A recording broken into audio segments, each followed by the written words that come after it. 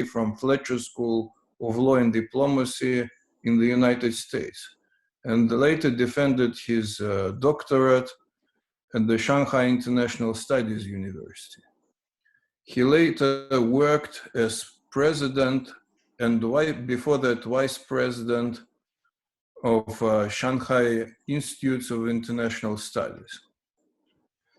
Professor Yang also serves on the boards of China National Association of International Studies, the Chinese People's Institute of Foreign Affairs, the National Association of China-US Friendship, the National Association of American Studies, Shanghai Association of International Relations, Shanghai Institute for International Strategic Studies, Shanghai Association of Taiwan Studies, and many other organizations. As I said, from 2007 to 2013, he was the president of the Shanghai Institutes for International Studies. He is also a member of China's Foreign Policy Advisory Group of the Ministry of Foreign Affairs of China, a guest professor at the People's Liberation Army National Defense University, Shanghai International Studies University, and Tongji University, which is also in Shanghai. His honors include National Special Awards, Shanghai Outstanding Talent Award, and several Shanghai Awards in social sciences. He has published numerous articles and many books on international relations and American foreign policy. His most recent books include International System in Transition and Multilateral Organization Development, Grand System Towards Multipolar and Multipolar Actor, published in Tianjin, Global Climate Change Diplomacy and China's Policy, Proliferation of International Crisis and Sino-US Joint Response, and China's Export Diplomacy, Theory and Practice.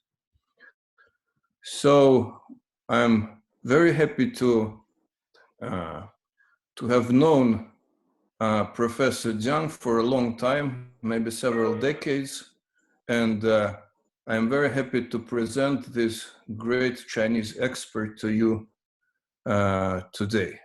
Professor Yang, the floor is yours. Thank you very much. Thank you, Professor Lukin, and thank you for your generous introduction. And I'm honored to give a talk at this prestigious online seminar. I already picked up a few older friends whom I knew, some at the Waldai and others at other occasions. Of course, there will be many more new friends here. And my topic today is the post-pandemic world order and major power relations.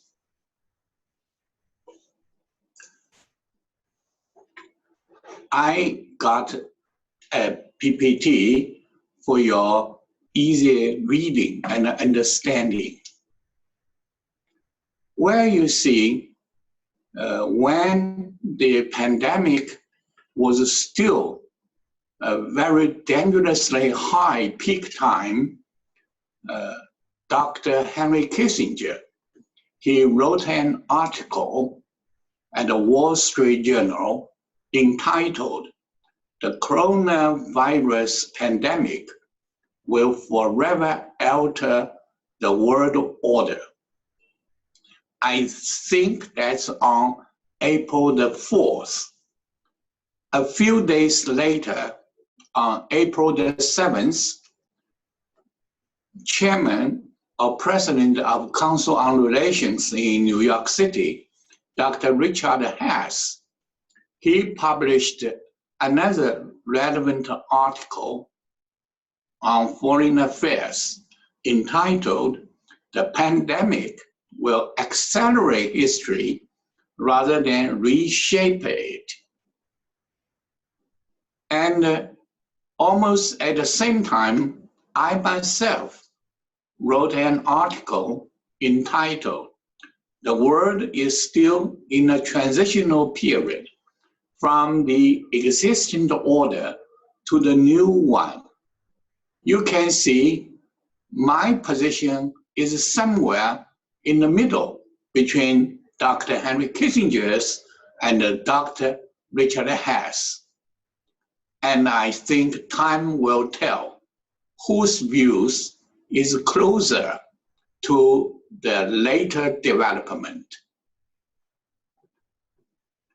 Why I said it's still in the transitional period, because there are basic continuing trends.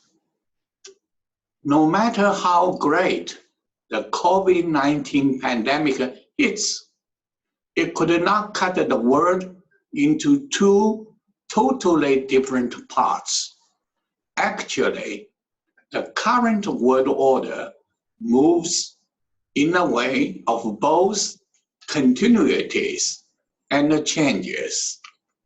Therefore, one must be very careful with using such terms as milestone, watershed, and epoch-making.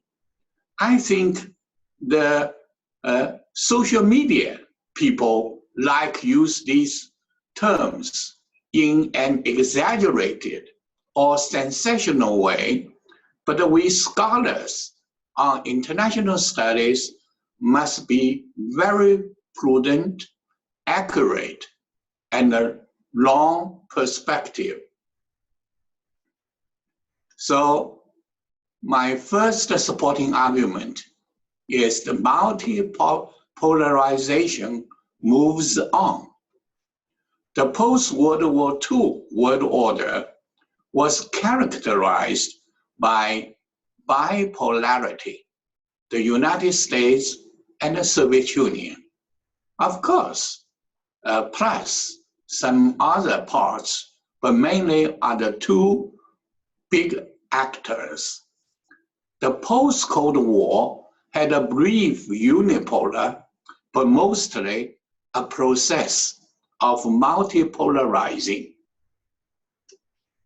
The first decade of the 21st century saw the emerging or re-emerging of Brazil, Russia, India, China, and South Africa. The world configuration of powers is moving towards relatively balanced one compared in the early days, right after end of the Cold War, and is moving in this direction. Of course, sometimes they are even backwards. And now it's a time of readjustment. The BRICS are not rising that quickly and deeply, and the United States and other Western powers are having a somewhat slowed down of its declining. But the general trend is there, definitely. Then my second supporting point is East rises thrice after World War II. Here, East is a very loosely, broadly defined. Between the mid-1940s and the 1960s, the East was rising politically. When Mao Zedong in Moscow in 1957, he said, in this world, either the east wind overwhelms the west wind or vice versa. So he used this quotation from the great Chinese ancient novel, The Dream of the Red Chamber, to say that China belongs to this East camp. Between 1970s and the 1990s, the East was rising economically. First, the Asian newly industrializing economies, or we say 4 small tigers of South Korea, Singapore, China's Taiwan, and China's Hong Kong. Then China's opening up in late 1970s and early 1980s, and the India reform started in early 1990s. They represent the economic dynamism shifting from the West to the East. And since 2008, after the global financial crisis, the East is rising collectively. After the financial crisis, there came G20, upgraded to the summit level, and the reform of the voting power of the World Bank and the International Monetary Fund by the non-Western countries, China, Russia, India, and others. And the third, and geopolitics still matters. Power correlation, interest-seeking, and geopolitical factors existed before, are existing now, and will continue to exist after the pandemic. Traditional security threats, including military conflicts and wars, are always the main subjects of world orders. The world leaders, they like to talk about these things. However, now arms race and the military competition in various forms would not disappear after the pandemic. My fourth supporting point is community building. Not all news is bad and discouraging. The 2 world wars taught a great lesson to humanity. Many countries and regions started community building. The European community in the early 1950s, in 1960s, we have got OAU and ASEAN. In the 1970s, the Europeans promoted the North-South dialogue. And in 1980s, the developing countries enhanced South-South cooperation. And in 1990s, the Asians helped each other in the Asian financial crisis. And in the 2000s, the world united against terrorists in the period of 9/11 and the financial crisis in 2008. And now in the 2010s, the international community basically largely realized the United Nations Millennium Goals and reached Paris Climate Change Agreement. Who's missing? The United States. Now we are together fighting the common enemy, COVID-19 pandemic. Of course, in Chinese political term, we call it a community of shared future for the whole mankind. So this is what I said, the continuing trends, no matter COVID-19 is here or not. However, the COVID-19 pandemic deepened and brought many changes.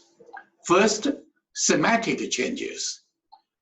If we had a little memory about 20 years ago, and then we had actually already agreed for joint efforts against non-traditional security threats. The COVID-19 greatly threatens the life and the death of the whole mankind. Therefore, for the time being, combating the COVID-19 must overwhelm all other semantic subjects, such as race, religion, ideology, and military alliance. Many countries, I didn't say all countries, put aside those subjects of high politics, such as political, social, and economic differences. The second is, this is a war needs world leadership. But when dealing with the COVID-19, active numbers are rising exponentially in the absence of strong leadership. The United States does want to be the world leader. Obama said the United States led the world for a century and will lead the world for another century. President Trump said the United States will be the leader of the world forever. But the difference is these presidents, one by one, want to shed off their relevant international obligation and responsibility. President Trump has gone to the far extreme by calling America first. China and the European Union have neither intention nor capability to be the overall leaders of the world. And Russia, the same. So some proposes that the leadership should be collective leadership, such as G20 minus, where others called for coalition of the willingness and able, etc. And the third change is institution deficiency. The world suffers institution deficiency globally, regionally, and nationally. The United Nations and the World Health Organization are not bosses. They are only the secretaries. And they cannot play the anticipated roles. Obviously, the international community does not only need to update the existing organizations, norms, and rules, but should also work together to create new ones to meet the unprecedented challenges. Another problem is massive participation. People at my age, like myself, we like Chatham House rule.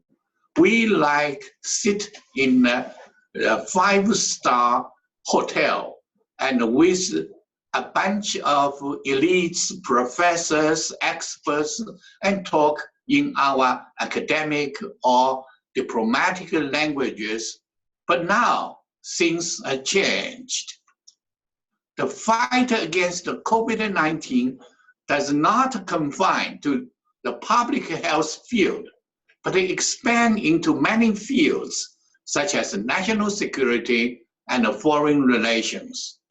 With the pandemic's special features, the broad masses throughout the world want to have a say. In China, the Chinese government can feel accurately the pressure from the broader masses. This bottom-up feature will even develop into other fields and become a new normal of the world. So this is my basic ideas about continuities and changes about the world order. Now, let's come to the next. That is major power relations. Major powers play extremely important role in creating, maintaining, and reforming world orders. Here, major powers include the leading power, traditional power, emerging and re-emerging power, and some middle power. China does not believe, nor do I, about G2. This is not inconsistency with the word's reality. This is also in opposite to our belief that the world should be multi-polarization and multilateralism. So nowadays, there are many differences. United States, a major power, China, a major power. Actually, in Chinese, major power, big nation, major countries, main countries are all the same, 大国. When in English, the Chinese government still resists against using power, because in Chinese political term, power means Western powers. But just for the convenience of presentation, I put them all together. China, United States, Europe as a group, Russia, and then plus Japan and some regional powers like Indonesia, Saudi Arabia, Iran, so on and so forth. That means with the proliferation of actors, these are better than only two powers, because for the two powers only, it is very easy to go to extreme at the two ends. We have other countries as a balancer, facilitator, and polars.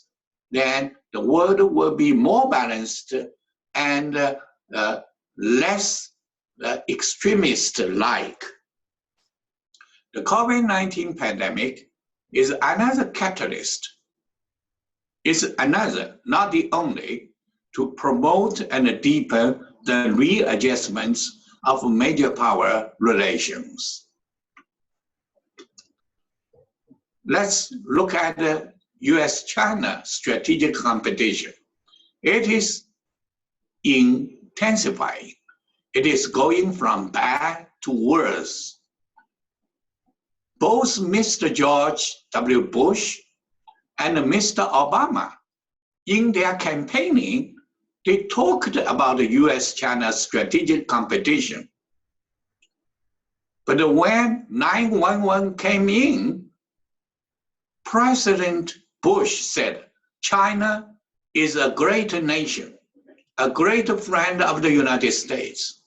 When the 2008 financial crisis was coming, President Obama said, China, United States are friends. And some big figures like Dr. Henry Kissinger and Brzezinski, they talked about the G2. And still some American experts created Chimerica. They put China and America together. These are the history, but some people have very short memory. President Trump officially named China as a strategic competitor and the main rivalry in December 2017, which were followed by Indo-Pacific strategy, trade war, upgrading relations with Taiwan, and blaming China for COVID-19 pandemic, so on and so forth. Another direction is US-led alliance is eroding. The United States tries to force its allies more burdens, less rights, and bow to America first.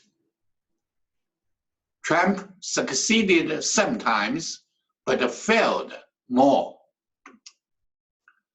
This alliance, I meant US-led alliance, cannot rally enough support for containing China strategically and decoupling economically and technologically. This alliance is enemy, rivalry-oriented, so cannot deal with non-traditional security matters, because in terms of non-traditional security matters, you cannot find enemy where they are, like the terrorists, like the virus.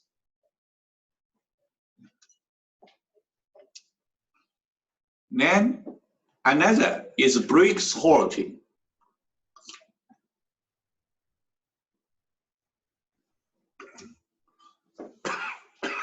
Sorry.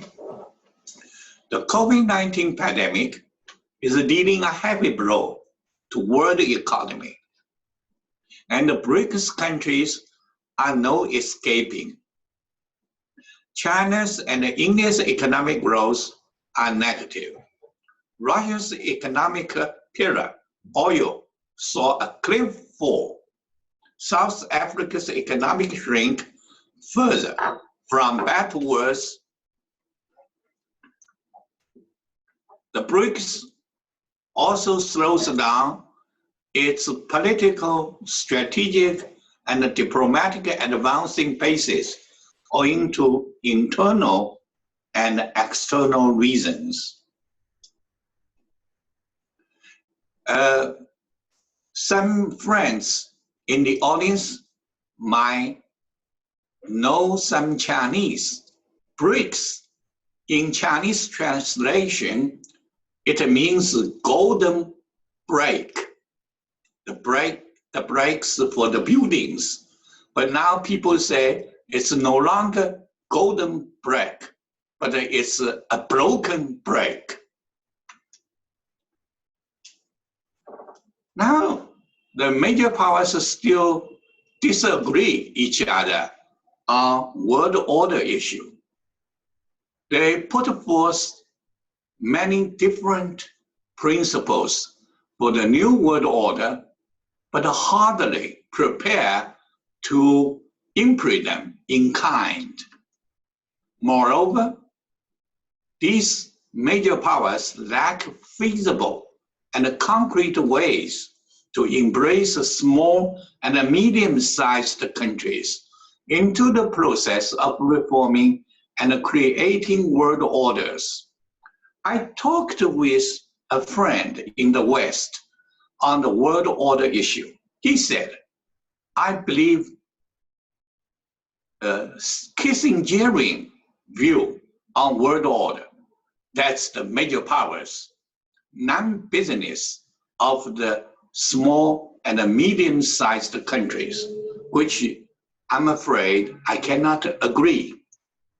Besides, many scholars and experts bury themselves into specific issues and lose interests in working at this grand project. I meant world order. Then what is to be done? First, I think respecting existing order. As the English saying goes, if we aren't broken, don't fix it. Not everything in the world today is in disorder. Therefore, we must respect those orders that still function today. Regarding international organizations, we should respect the United Nations and other rule-based organizations, such as World Trade Organization, as well as many sector industrial organizations. Then we should carry on partial reforms in the peaceful transition from old orders to new ones. The process will be very long and complicated, like the street fightings, street to street, house to house, floor to floor. This is something similar to the Soviet Red Army fighting, breaking into Berlin. You need to fight for very long and difficult wars. Some orders do need to reform because of the changed and the changing conditions. However, these reforms should be based on full discussion and promoted step by step. The United States created, at least was the main architect of the United Nations. But in face of the rising numbers of developing countries, the United States blamed the United Nations one country, one vote as majority tyranny. It had an about-face attitude toward. So when we are talking about the reform, we must respect the majority. The reforms of World Bank and International Monetary Fund are following this principle, though the process is going on somewhat slowly. Then we need a new creation. The current COVID-19 pandemic is a wake-up call, and the world should build new institutions, norms, and principles to fill in the vacuum. Efforts, in my humble opinion, should be in a 5+1 way. 5 areas are finance, international terrorism, public health, massive refugees, and newcomers. Of course, you never know, others would come in as a surprise. So here, +1 means those out of expectation and anticipation, such as food safety, nuclear disaster, etc. In the first 10, 15 years of this century, the Chinese government thought the biggest challenge is the financial crisis. So the central government nominated many financial governors. The party chief, that means #1 of Hubei province, where Wuhan is its capital, is just from the financial sector. But now it happened to be he is a layman. But when we have been working, fighting in the public health field, a few years later, I don't think this will be the most serious challenge. There will be another one. And another example, when Hong Kong was returned back to China, and many mainlanders thought the immediate and the biggest challenge must be political. But in 1997, July the 1st was the returning day, and just a couple of months later, financial crisis came in. So in Chinese, we say, where the danger comes, often come in an unprepared place. Then we also need consensus building. Gone forever are those days that a few powers could decide the world order.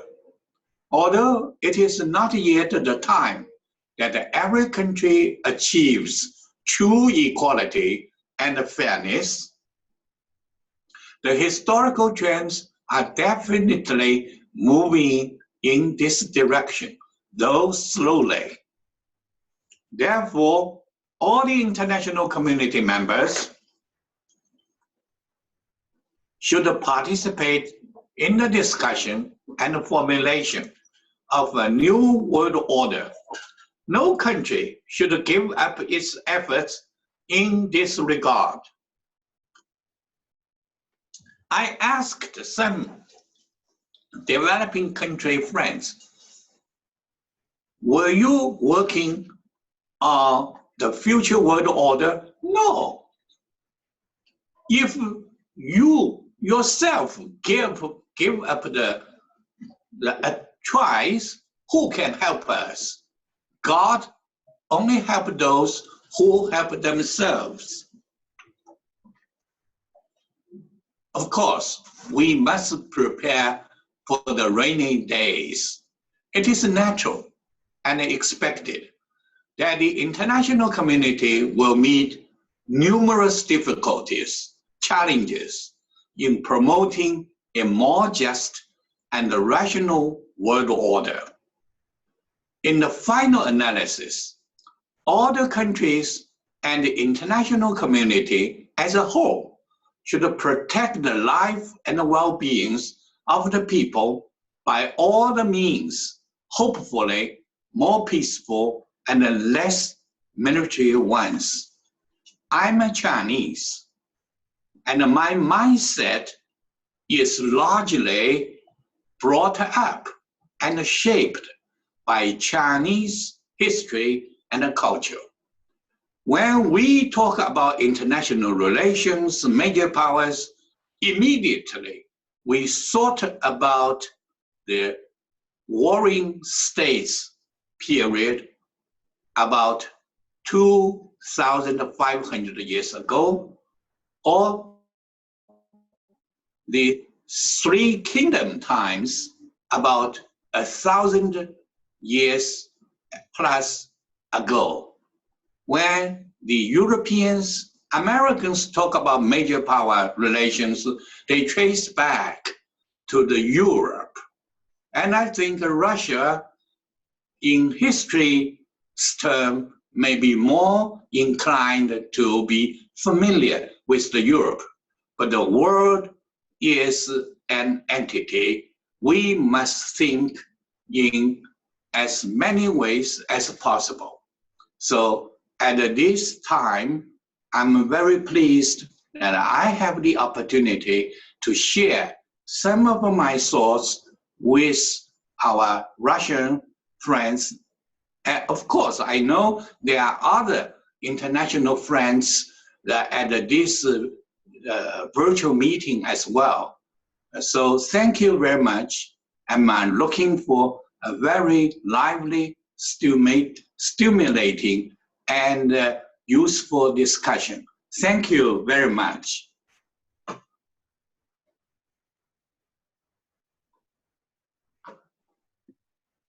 Thank you very much, Professor Yang.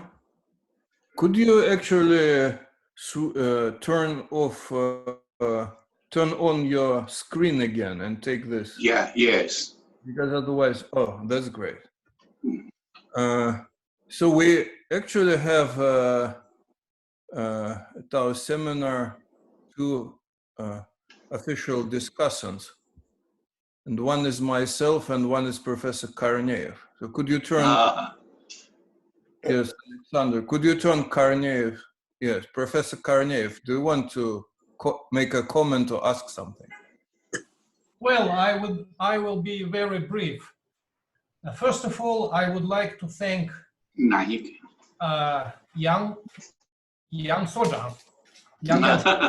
for his inspirational presentation. I think it is of great interest to me and to other people in this group, because actually he dealt with the key trends of the current situation, world order and the future world order, because everybody is interested in hearing what is Professor Yang's, as a very outstanding scholar, what is his take on these issues, especially today when we are all staying at home, so we have a lot of time reading things and pondering, and I think it perfectly fits into everybody's interest. I think that first of all, I would like to say that I think it's very important that Professor Yang has warned everybody that we should be very cautious with characteristics like unprecedented changes, milestones. I think it's very useful because we now hear a lot of different theories, and practically every day we hear commentators saying that the world order will never be the same after this crisis. So I think it's very important thought that Professor Yang shared with us.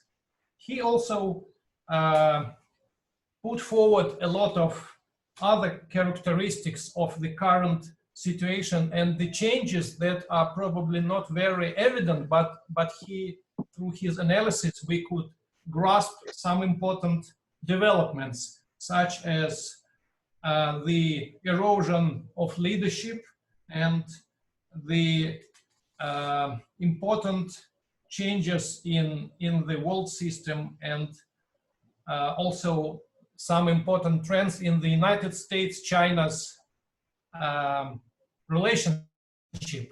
I noticed that he is not very pessimistic about the state of US-China relationship, while we in Russia, we could hear every day that the relationship between China and the United States are probably the worst in the past 4 decades.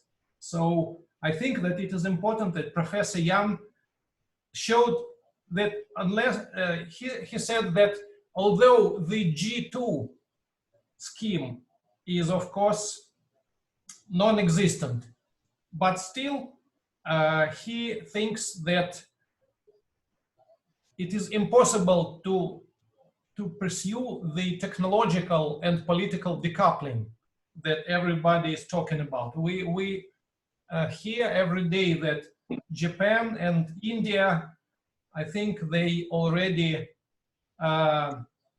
organized that some big companies will evacuate their capital and evacuate their production lines from China to other countries. So I think that this is something that probably will develop in the forthcoming months. Actually, I would like to ask Professor Yang a question. He actually did not mention globalization as an important process. We all know that China's rise as a #2 country in terms of economic might, probably #1 already, is we should say that one of the most important features of this rise is that China has successfully managed the globalization. But what will happen if this current crisis will put an end to the globalization as we know it? Actually, Professor Yang, he has put forward that we should not overestimate the degree of changes. And in our efforts to make the new world order safe and stable, we should go only with partial reforms. We should treat the existing order, try to save, to keep it. But still, I think that there are some subtle changes in this sphere. So everybody is interested in hearing what will happen in the US-China relationship in the near future. I have mentioned already that some people say that we are facing the worst relationship between China and the United States in the last four decades. Several days ago, a deputy national security advisor, Mr. Pottinger, has recorded a video specially designed for Chinese listeners and viewers. And I think the main theme of his address was called, "Is there a cooperation during this current rivalry?" I think that in China, this video was criticized for being another plot by Trump administration to attack China. But don't you see that still there are some promising things in the bilateral relations between China and the United States? And also, I would like to, maybe Professor could offer some comments about Russian-Chinese interaction in safeguarding world peace and world order in the future development, because we all know that in the United States, Russia and China are usually grouped together as two countries that are so-called revisionist powers. But actually, we don't see much interaction between Russia and China in terms of trying to revise the world order or trying to undermine any international organizations. So what should be the dialogue between Russia and China regarding the new world order? I think that this brings me to the end of my comments. And I would like to thank you once again for your wonderful presentation. Thank you. Okay, thank you. Should I wait for another discussant to answer together, or I answer Professor Karonov first? Well, Mr. Chair? I'll add a little bit, because he was talking about US-China relations, and I also wanted to ask about that, but I'll be very brief. Well, thank you very much for Professor Yang's presentation, and in my view, he showed a broad picture of what should be done to make the world better and international relations better. But when I listen to my Chinese colleagues, I found out that they give such pictures very well, but they say much less about how specifically it should be achieved. For example, Professor Yang said that China and other countries should work for for a change in international system, but not very aggressively, let's say, but listening to everybody, and that every country should play a role. But the problem is that the United States does not want it, and we can understand why. Because the United States is very happy with the system as it was created in the 1990s, and objectively they are losing their basis of power and their the basis of economic, let's say, basis of influence in the world, but they don't want to lose the political influence. So they're not interested in what you are saying. So how should we persuade them to finally understand that they also should work for it? This is my first question. And the second question is that some people outside China say that maybe China somehow also played a part in this confrontation, because Chinese foreign policy recently became kind of more active, and maybe it's natural because China has become stronger. But at Deng Xiaoping's time, he said that Chinese foreign policy should be modest. That it used to be more modest than China's potential, I would say. But then China began to put forward, big plans like Belt and Roll, universal initiative, and maybe it made Washington worry a little about it. So what do you think of that? So could you now react to both of us, and then we go to questions. Thank you. Okay, thank you. I will put the two discussants' questions reorganized into 4 subtopics. Number 1 is about the development of globalization. And I think globalization is a reality, whether you like it or not.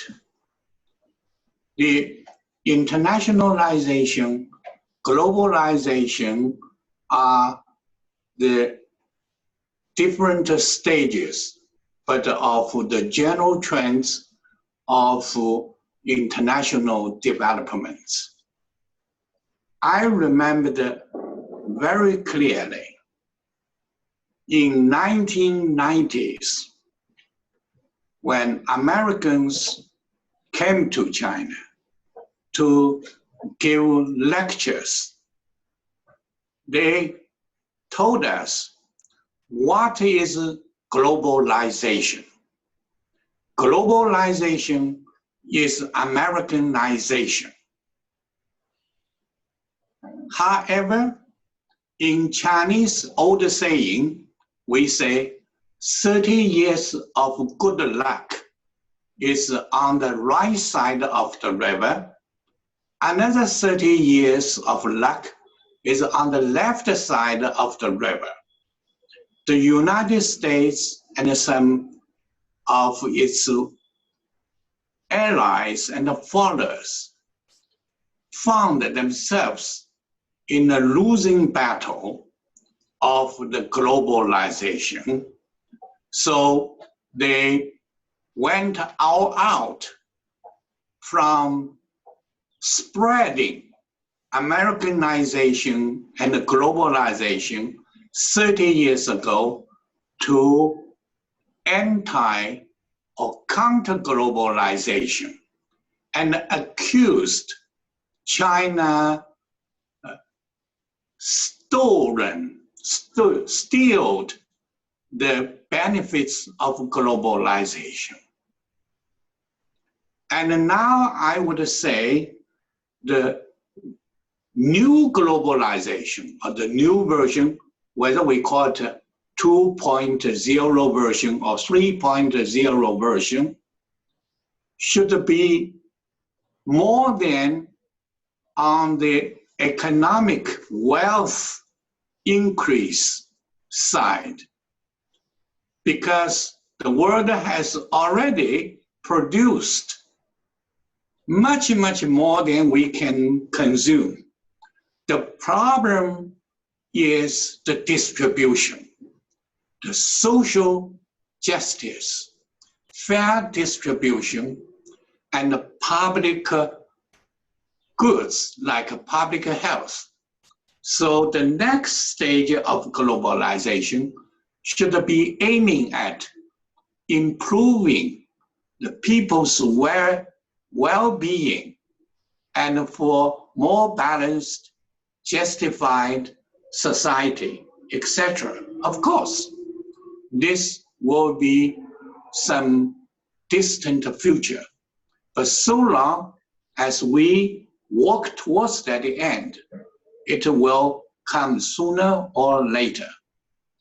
When I came into the Shanghai Institute for International Studies 41 years ago, at that time, we only had telex.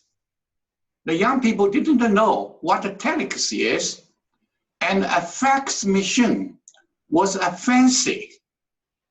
But 41 years later, G5, we had the virtual meeting like this, and we will have more progresses. And the globalization, China sacrificed a lot, worked so hard for it. So we want to work with them. And of course, we must understand globalization is a double-edged sword. Then the second kind of question is world order. And the world order that we must work from now on. When I studied at Fletcher School in Boston area in 1983, I asked my landlord, Peter, could you drive me to the Bretton Woods? Because I knew Bretton Woods was the place that World War II after order was formulated there. But he said, oh, it's nothing, only woods. So I lost my chance. So I hope someday we can find a Moscow, Shanghai, or Riyadh somewhere that we sit together. We talk about it. At the Bretton Woods, only 1.5 people. That's American representative and British representative, Mr. White and Mr. Keynes. But now we have so many people from the West, from East, from North, from South. But we just didn't do. We only talk about the principles, as my good friend Professor Lukin said, many Chinese scholars only talk about principles, but talk about no roadmaps, the institutions and the norms and how we can do it, etc. So for United Nations, China is a permanent member at the Security Council, and the P5 should play a more important role. And now let's come to the third question, US-China relations. And Professor Karonov said, I'm somewhat optimistic or something like that. I should only say I'm less pessimistic. Generally speaking, 9 out of 10 are pessimistic about US-China relations. My general assessment and prediction is this period will last about 15 years, another decade or more. But this 10 years can be divided into 3 periods.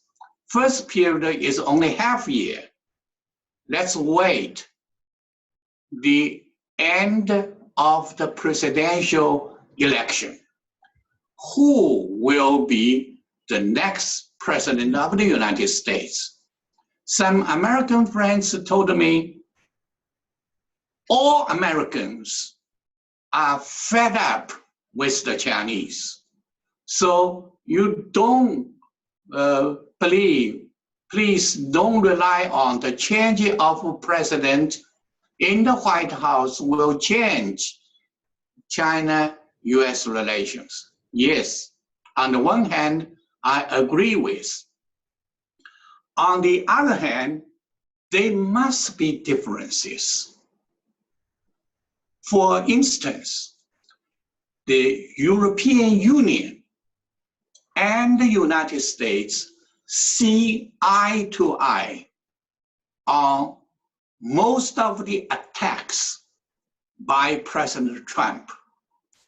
They told me the difference is the ways of presenting their dissatisfaction or opposition. This is where international relations and diplomacy could work for. China and the European Union still are talking about strategic partnership. The United States and China are talking about strategic competition. So difference. And there will be many more differences, if not in substance, at least in forms and the ways of presenting it, and we can find the room for further maneuver and seek for or wait for better chance to come. And then the next period is about next 4 years. Whether President Trump be re-elected or Joe Biden came into, there won't be big fundamental changes of China-US relations. That period, I would say, just give a testing period. Let the 2 countries to think about each other. And then my friend, Professor Lukin said, China, it was said, is a part in having the confrontation. My answer, with all my due respect to Professor Lukin, it's not true. Let's look at these half years development. China has been on the defensive. China only launched counterattack when China was attacked. Look at the 2 sides. It's asymmetrical.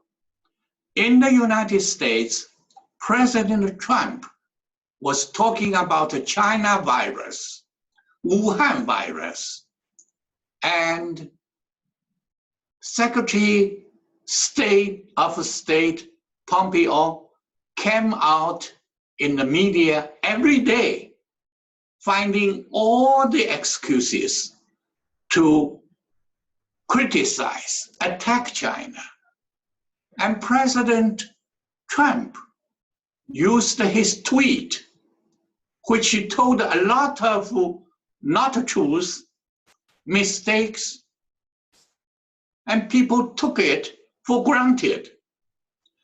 On the counterattack side, we only had 2 spokesmen from the foreign ministry to present China's explanation views.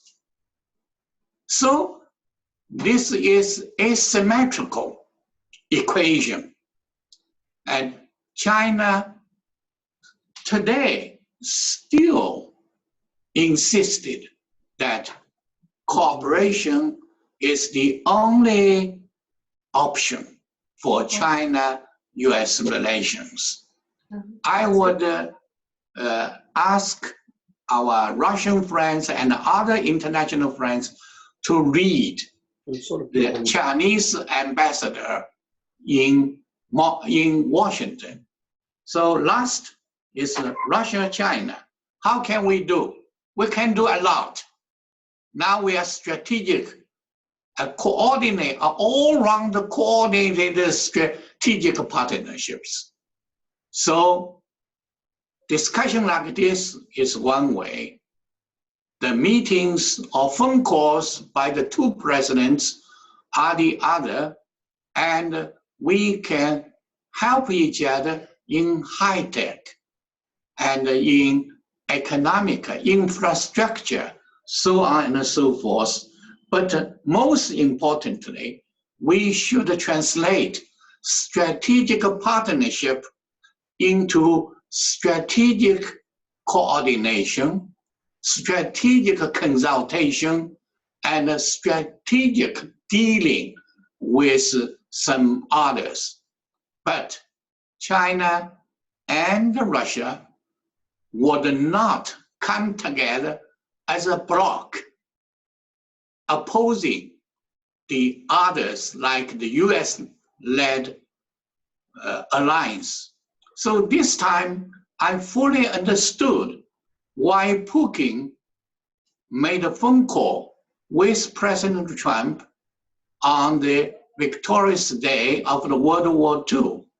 So either China or Russia can jump at opportunities to ease the tensions with the United States for the interest of its own. But there will be more and more mutual and common interests between China and Russia. Maybe I talk too long, but your questions need much longer answer. Thank you. Well, thank you very much for your detailed answers. It was very interesting. You can actually talk for as long as you wish, because we are all sitting at home here and, you know, we don't have much to do. And in China, I heard that you can already go freely to the city and do whatever you want. How about our Dean, Sergei Karaganov, Professor Karaganov? Want to yes, I shall belate it all the more that I already put out my hand. And Professor Yang, I mean, it's great to see you. Thank you very much for your very thoughtful and well-structured presentation. It really broadened our understanding of Chinese thinking. I would add, first I will have one or two comments. One is, of course, I'm a little bit amazed that you were so, not you of course, but many Chinese were so amazed a few years ago about the change of American attitudes. We were friends and we didn't tell you because we were polite, but many of the Chinese in the 10 years ago, even 7 years ago, 5 years, sounded like our Gorbachevites. So they believed that in spite of, they believed in what they heard or what they wanted to hear. So that is first. Of course, now it is a crude awakening. Second, I do agree with you that eventually China and the United States will find a way for a more balanced and more friendly relationship. after 15 years. And that will happen only and if China would become equal or stronger. That is the only way Americans will understand that they will have to adjust. And I'm also, as you are, optimistic about Chinese American relations in long term, and that because we are all under the myth that the United States is a born superpower. For 100 years, no. United States is a very new power, only 70 years. I mean, between the war, of course, Woodrow Wilson provided for some of the great thoughts, but United States didn't play a role until the Second World War. And now it will simply is now shrinking to its normal size, of course, in a new global role and in new global circumstances. And we are watching a period of adjustment, and the only thing which I think we should care for is avoidance of war. The second comment is, of course, about whether coronavirus is a game changer. Of course, you were a very proud representative of the Chinese political culture. You said that you are between Henry Kissinger and Richard, but you are closer to Richard, of course, and saying that nothing will change. There will be some adjustment and some speeding of the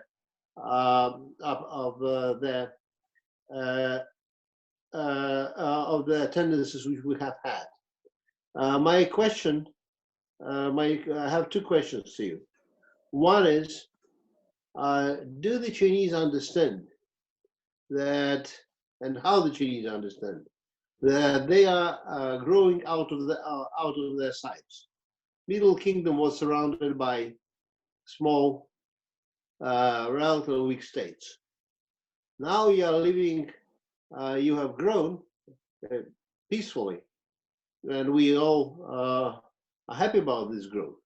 But now you are politically bordering, I mean, countries like Russia, not only the United States, but Russia, Turkey, Iran, India, Saudi Arabia. Some of them are great powers, some of them are middle powers. But they will inevitably, according to the laws of history, will crowd against you if you do not find a way of creation of an integrated structure for Eurasia.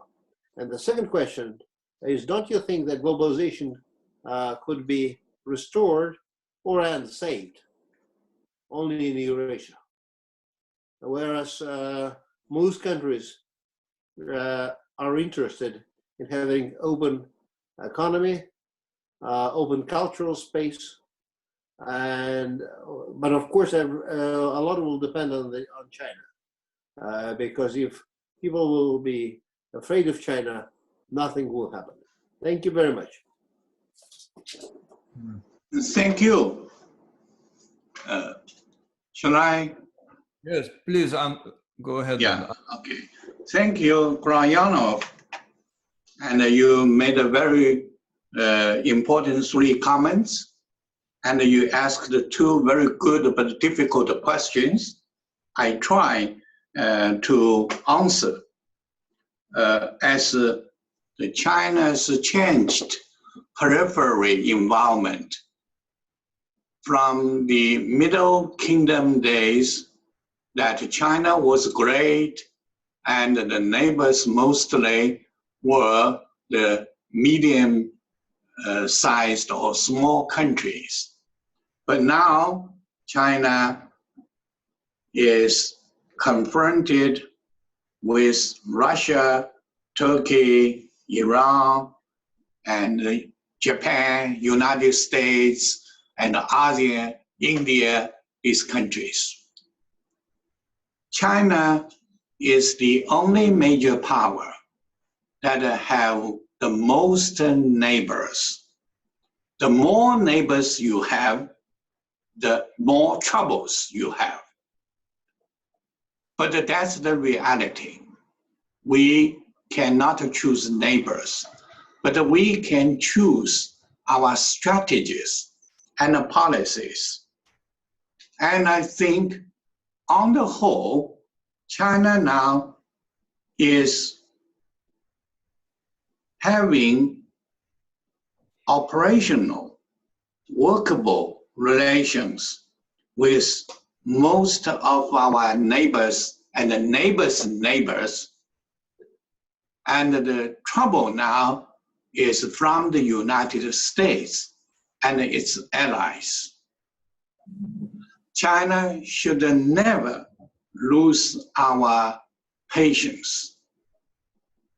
And China understood that it's a long way that China could really realize our great dream of rejuvenization of the Chinese nations.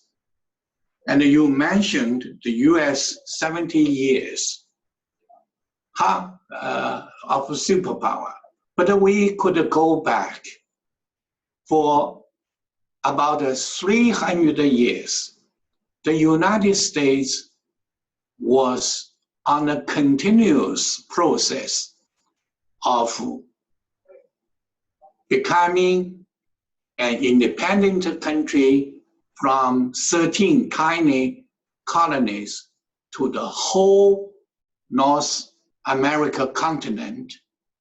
And it defeated the British, French, Spanish, and Russia in some way, then crossed the Pacific, annexed Hawaii, and then occupied the Philippines and forced China open door, and it won World War I, won World War II, won Cold War. So in their political dictionary, there was only victories. But China had long thousands years of history. We have undergone through many ups and downs. We know that things could turn from bad to good and from good to bad. But the United States, for the first time or the second time, first time was in 1950s to 60s and early 70s. That's the Soviet time, the Vietnam War time. And they remembered very, very deeply that it's the Russians, the Soviets, sent the first man-made satellite into the sky, open outer space, and send the Soviet astronaut Gagarin there. So their feeling towards Huawei G5 is just the same. So we know China is not strong enough. Even after 30 years, no. And China's big population, no matter how great assets we have, divided by 1.4 billion, it became very trivial. So China needs to work hard and to work creatively. And this is a long, long process. And then China needs to be mature. China's modern diplomacy and modern foreign relations was less than 100 years old. So we lack the experience. But unfortunately, now we had the social media. And billions of Chinese people want to be diplomat, want to air their views. So this is the new challenge for the Chinese government and the China foreign relations.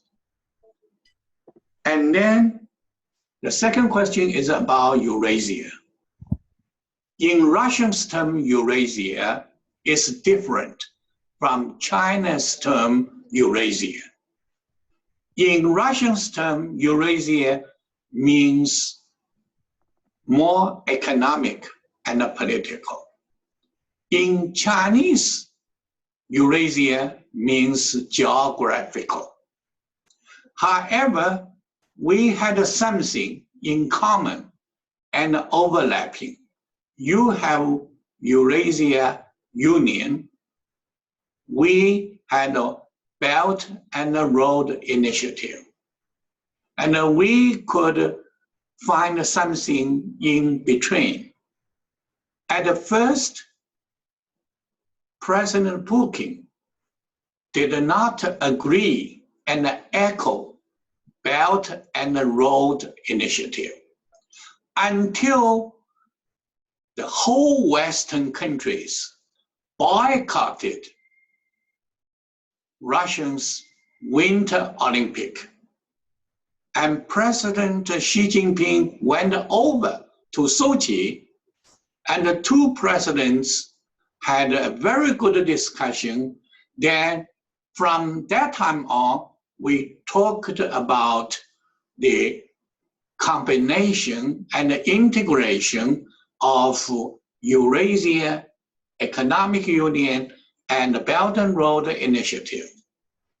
And looking back for these 30 years, then we could see China and Russia came more of one similar mind. But you have your tradition, your culture, and we have ours. But the open economy, open culture is something nobody could block. And the Asian wise men of the Chinese history told us, if you want to stop people's mouth, no way. You have to lead them, divert them. So the young people have their views of the world very different from my generation. But my generation is different from my parents' and grandparents' generations. So each generation has its own mission and own limits. If you want to do all the missions in one generation's time, you are doomed to fail. So we must, on the one hand, understand that the world is developing very fast. On the other, you could only do the little, your period, your stage, then, but each stage should be a blocking break, blocking together. So, and the last, I think the time is almost over, and China has been over the first round of COVID-19. And gradually, the lockdown is eased. But the Shanghai government is still hesitating for the full opening of the schools. So far, only the graduating classes, they resume their class. University still closed. And unfortunately, a small city called Sulan in northeast China, Jilin province, they found new cases. So they were under lockdown again. Hopefully, the things would happen in Shanghai. And with all these, my sincere good wishes for the Russian people. And please stay at home, stay safe, stay away from the virus, and the difficult days will go over. And believe us, we Chinese put health and life at the top priority. And then let us two nations work together and with others against the virus and look forward to a better and a safer, healthier years future. Thank you. Thank you very much. Okay. So do you want to stop now, or? I want to stop now because I said 1 hour and a half. I'm very time conscientious. Okay. Thank you very much, Professor Yang. We are delighted to have you here. We have many other questions, but unfortunately you couldn't answer. We are going to send them to you and maybe. Okay, thank you. Thank you. Thank you all. Thank you. Thank you very much. Yeah. Hope to see you in person in Moscow or in Shanghai. Yeah, thank you. Bye-bye. Bye-bye.